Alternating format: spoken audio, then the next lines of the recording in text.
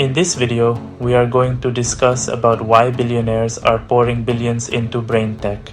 You've heard the hype. Elon Musk wants to link your brain to a computer, but he's not the only one.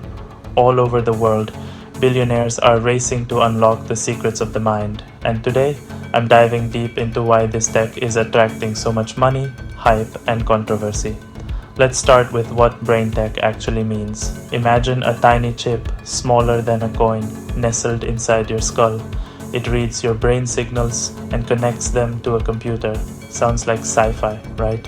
But companies like Neuralink, yep, Musk's brainchild, are actually testing these devices on humans right now.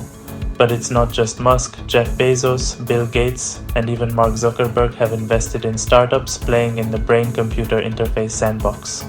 They say this tech could help people with paralysis move again, treat mental health disorders, or even let you type with just your thoughts. Here's where things get wild.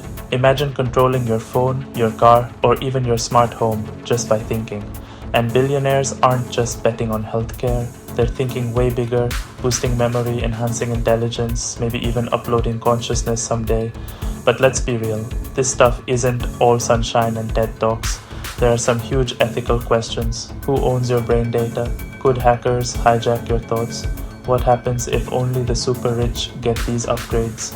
Critics worry about privacy, consent, and a future where some people might have literal mind over matter advantages. Supporters say the benefits could be enormous, restoring lost abilities, battling diseases like Alzheimer's, and giving us all a mental superpower boost.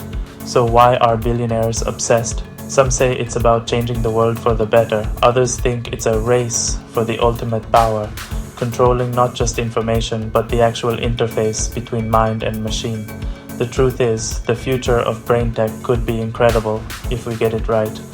Or it could be a mess if we don't ask the hard questions now. So what do you think?